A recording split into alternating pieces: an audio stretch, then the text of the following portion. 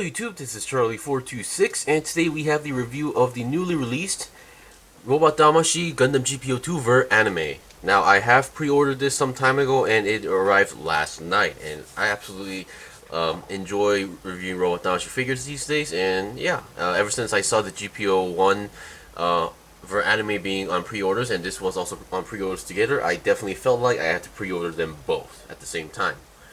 Alright, so once again, I'm not the fastest reviewer out there because I'm pretty sure there are already other people who received this figure before me. Because even if I did order from a official Bandai website in Korea, it would actually arrive much more later. So I did make the right move, but still, Korean services aren't as fast compared to model kits. Alright, so let's go to our usual routine. So first of all, we're going to talk about components, and then we're going to talk about articulation, and then we'll show you guys like the equipment as well. Alright, so first of all, what you get of course is the Gundam GP02A, the mobile suit itself. Definitely compared to GP01, it's definitely much more bulkier, much more heavier looking, and it's more, while the GP01 was more of a meant for a specific usage, I mean the GP01 was more of a multi-purpose or general usage.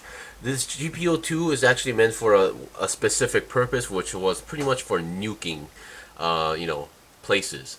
So which is why it's full of these armor and heavy areas around the mobile suit itself. Alright, so other than that, you get two multi-purpose hands, or two normal hands that comes in from the box right away, so no fists. And then, speaking of hands, we have some other sets, so we get 4 more sets. First of all, what we get is a hand for the beam sabers, and then 2 we have fully open hands, and then we have semi-open hands, and then we get trigger fingers for left and right, but you're pretty much going to be only using the right finger or the right hand because there's no actual, long-range weapon that you can use on this GP02 for now. Okay, we're going to put that away. And here we have some other components. The bazooka. Now this bazooka is meant for launching the nuke that's inside its backpack. It comes in 2 components. Number 1 is the front section, and then number 2 is the back section. You have this part which actually connects to the back of the right shoulder right over here. There's actually a hole there, so yeah.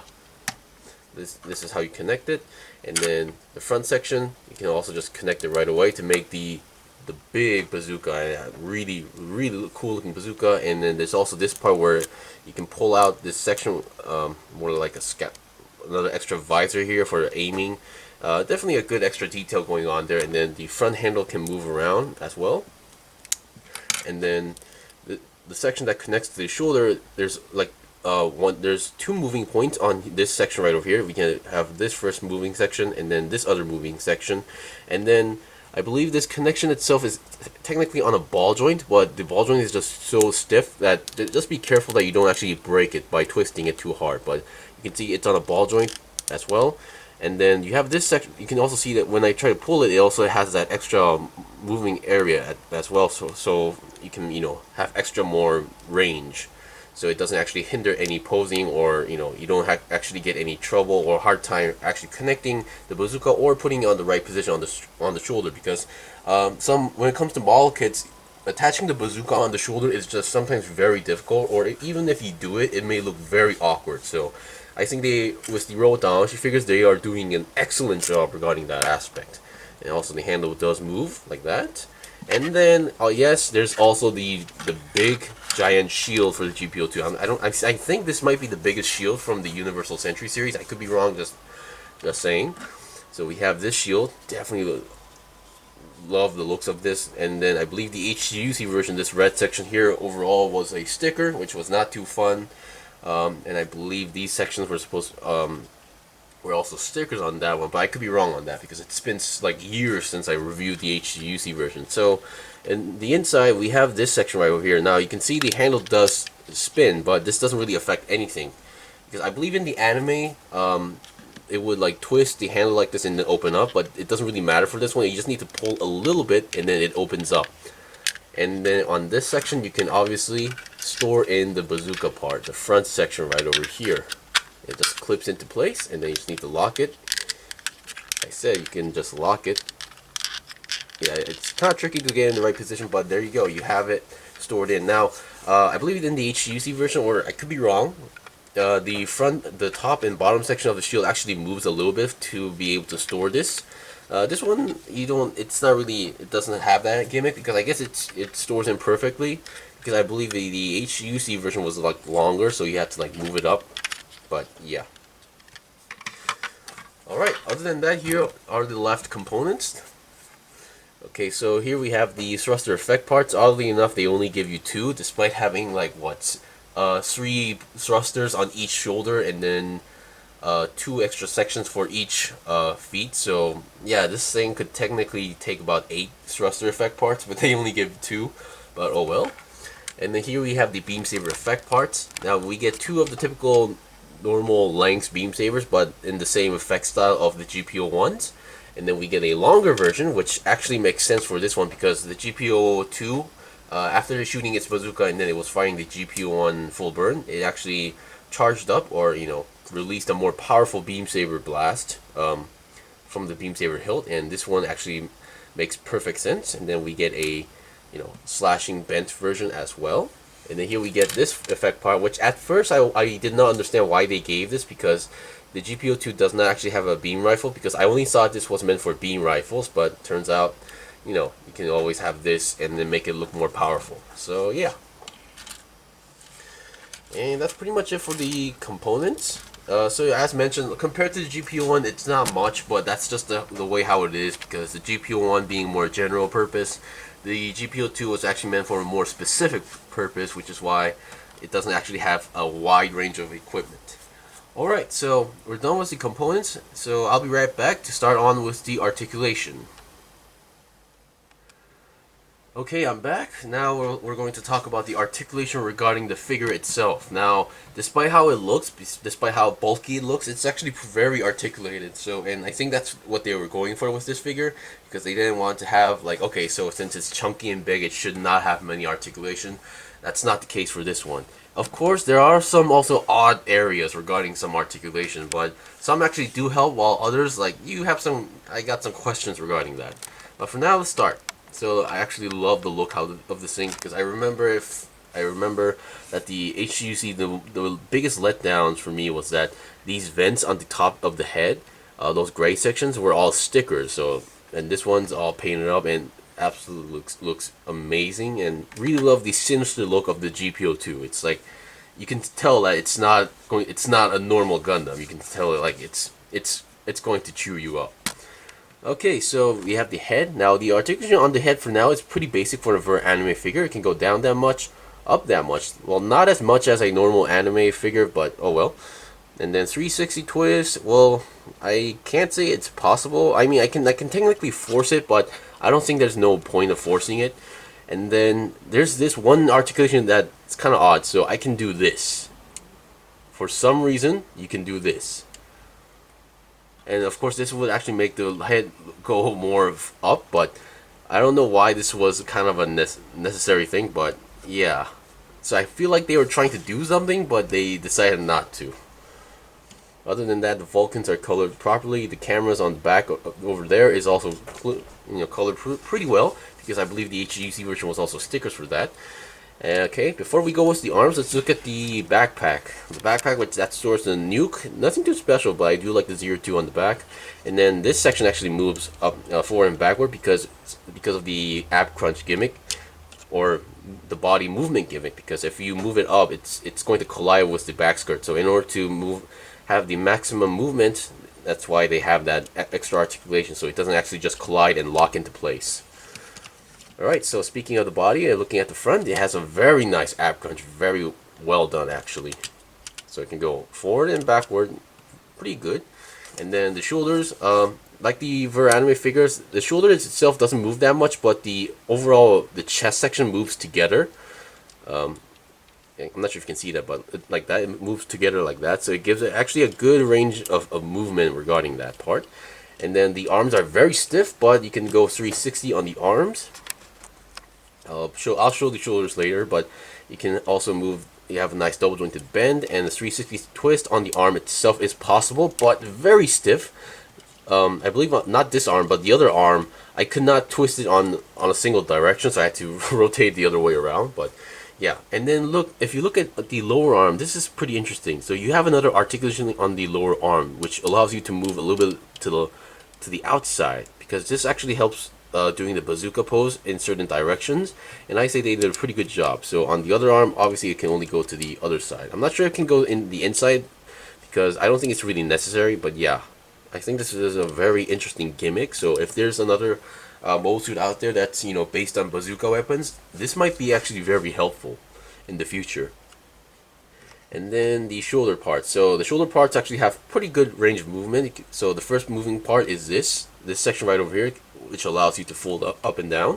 And then we have this section that allows you to rotate the shoulder boosters only, like this.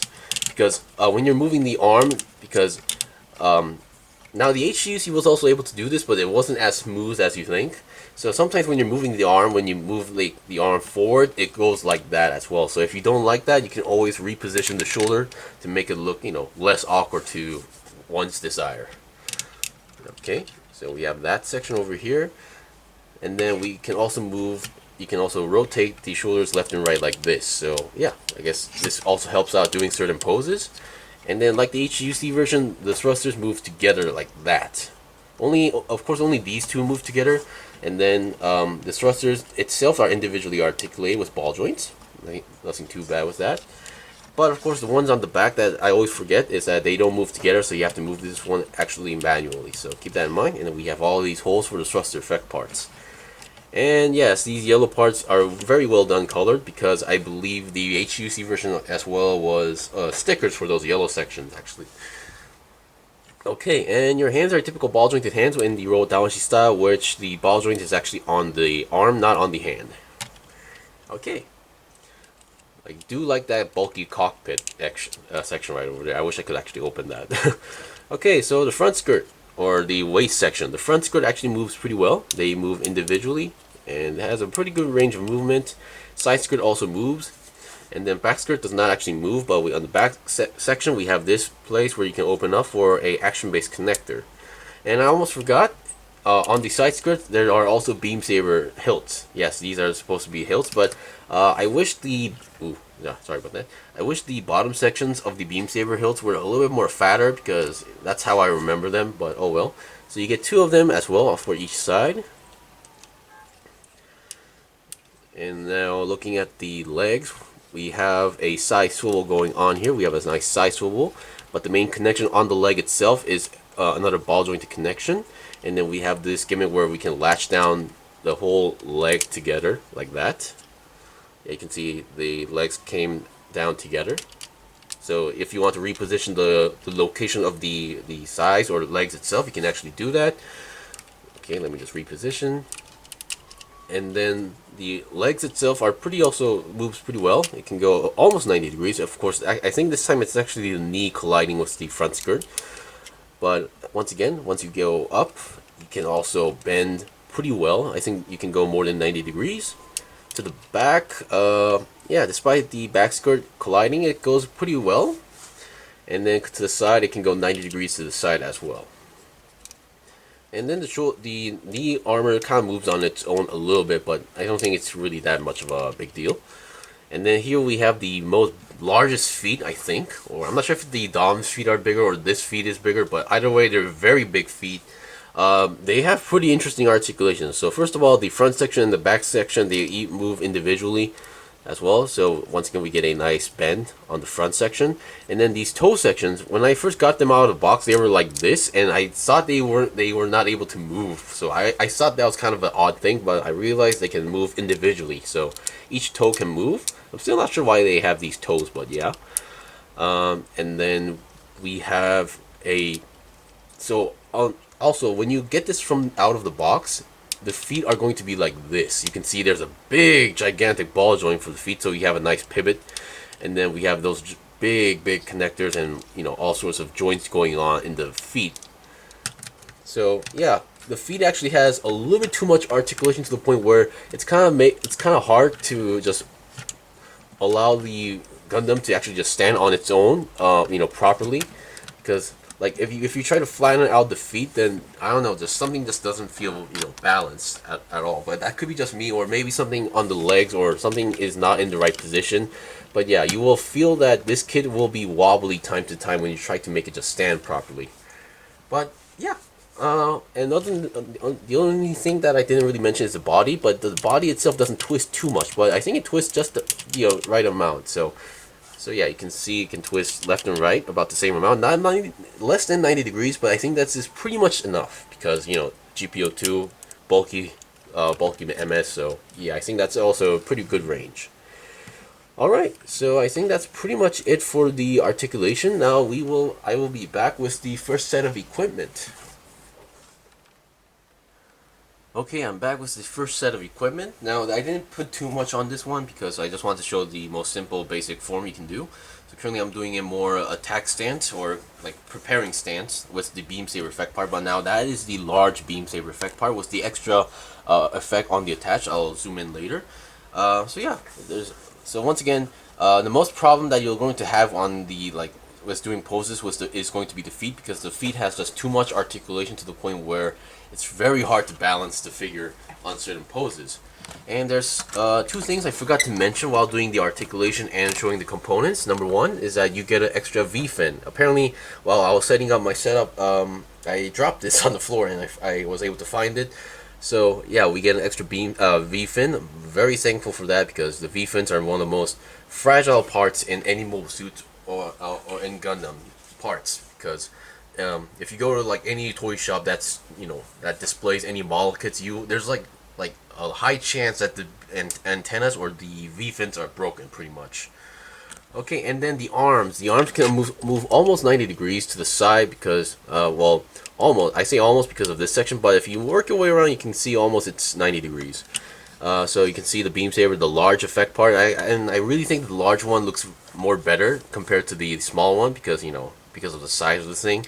Well, once again, really love the menacing look and bulky look on this. So, and also, if you don't like that extra effect part, if you think this is just too exaggerated, you can always take it off and then just reattach. And technically, this is much more of a sturdier connection, because if you attach this, now you don't get to connect every single length of the peg onto the beam saber hilt. This does take a little bit length of it, and sometimes the beam saber, depending on the position, it may feel loose. So that's really up to you. But yeah, and once again, you can take out the beam saber from the side skirts if you want to. And the way I suggest that you attach the beam saber is that you can just jam it into the hand, but I suggest you now not from top to bottom. I say you slide it in from the bottom to the top, because the end tip is kind of fat. So yeah, and then it slides in pretty easily, so I think that should be a much more easier way. And then here we have the back section of the bazooka connected. As you can see, despite how it's connected, thanks to the extra movement here and there with the ball joints and the pegs, it doesn't really hinder any of the shoulder movements or any of the armor. Okay, and then the number 02, that's it's not engraved, it's much more of a colored in thing. So yeah, because I believe the HGUC version was it was engraved, so you had to actually color it or put a big sticker on top of it. So as you can see, I'm kind of struggling to make it just stand on the ground. But yeah, you can see I'm having very hard time on that part. So anyway, so I'll be right back with the second set of equipment. Okay, I'm back with pretty much the main pose that everybody wanted to do after they got this figure, is the nuking pose. Now, I have the bazooka on with the shield, and then I actually added some extra thruster effect parts onto the side. Keep in mind, you only get 2 of these with this figure, so you're going to need more, so you might need to steal from some other figures, or might need to buy them some extra parts or something like that, I believe. Now, I hope the wind noise isn't getting in my video, because there's actually like a typhoon / hurricane coming into Korea. Not like a tornado kind of thing, but it's just very windy right now, so hopefully the wind noise didn't get in. Okay, so here we have the connection. Currently I have it on an action base. Now, currently that action base at first was not able to withstand the weight, so I actually had to tighten up the screws that are on the joints. So here we have a more closer. As you can see, the shield is still a very heavy thing. Now, the HG and MG, I believe, had issues with the shield where I believe the MG wasn't able to even hold it, while the HG could still hold it, but it was very heavy. This is no exception for the Robot Damashii figure, but at least it can still hold on to it pretty well. And then you're going to need to cheat by, by using the support of the giant legs to make it look right. So, but either way, really love this aspect. Kind of wobbly because of the action base, but I think I should take it off. So, hope you guys don't mind holding it now. You can see there's actually a hole inside the bazooka part, so I was really hoping they would actually give out some sort of effect part for the nuke effect, but oh well, I guess they did not, but it would have been really awesome. So as you can see, the connection here, it's almost like a really perfect fit going on here, sure, because of but of course with the extra shoulder effect armor, it does make it feel like it's pretty cramped, but yeah. And keep in mind, the bazooka is not connected to the backpack, but to the actual right arm. So you can technically move this around if you want to. Just be careful with the V-fin, because you don't want to break that. And the head will get in the way a little bit, but either way, thanks to that aspect, you can change the angle of the way how it's shooting. So yeah. And the way how the shield is, yeah, as you can see, it's holding the handle properly. The only main problem is that the shield is just too heavy to the point where it won't just stay there. So, I mean, you can change the position of the handle or whatever. It may look a little bit better, but it doesn't really change the fact that the hand or the shield is not getting in one position. So you can see it's still a little bit heavy to the point where it's still a little bit wobbly on the hand. But still, I say it's a very big improvement compared to the HG and MG of that. Alright, so we're technically done with the main components or equipment, but I'll be right back with some extra stuff to show you guys. Okay, I'm back, and here's something that I wanted to do once I got both figures, is this thing. It's basically the clashing of the beam saber effect parts. Now, keep in mind, if you want to get this beam clashing effect parts, you need to buy the GP1 Ver Anime. It does not come with the GP02 Ver Anime, so keep that in mind. So currently they're both using the small versions of the beam saber, and I noticed that now as they may not look like it, but they're actually flat on one end. If you look at the side, there's actually a flat section, and then there's a more of a wider section here. So depending on how the angle is, they might not fit together. So if you think it's not fitting, just kind of fiddle it around because it actually goes in perfectly.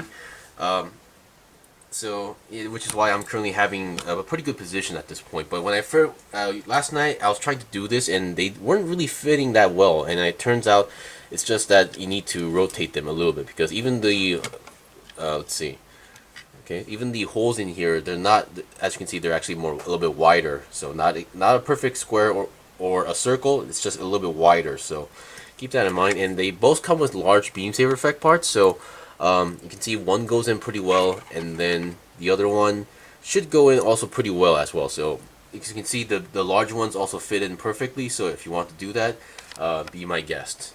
Now, when I was doing the GP1 for anime, I guess I didn't really mention this, but we also get the bent version as well, and I just wanted to check how far it can go in.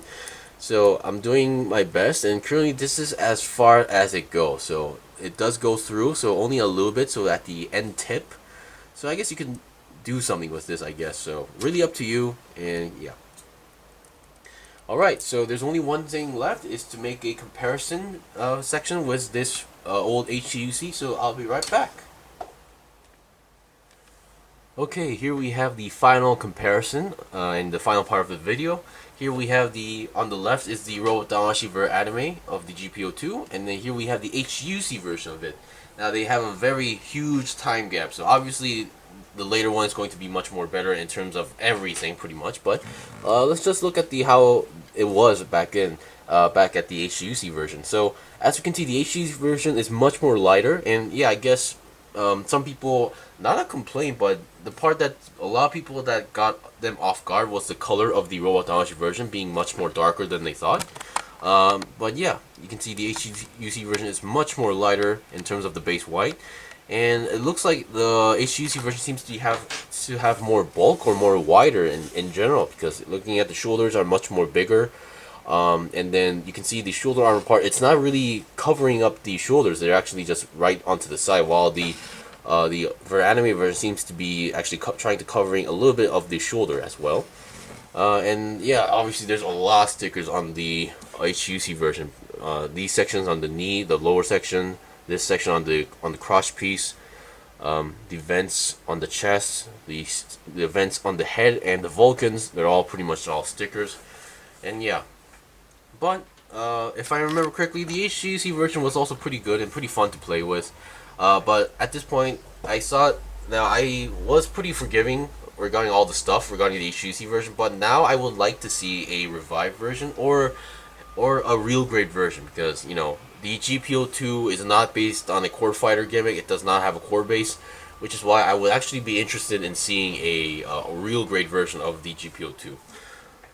But yeah, that's pretty much it. I mean, the HGUC is pretty good, but if you want something even better, other than the Master Grade, because the Master Grade is also very old at this point, so if you want something much more updated, I would definitely suggest the Robot Damashii Ver anime that just came out. Anyway, thank you for watching the review. This was a review of the Robot Damashii Gundam GP02 Ver anime review. If you guys got any questions or requests, leave them comment below. I still have more stuff to buy and build and make reviews of, so please stay tuned. Until then, see you guys next time!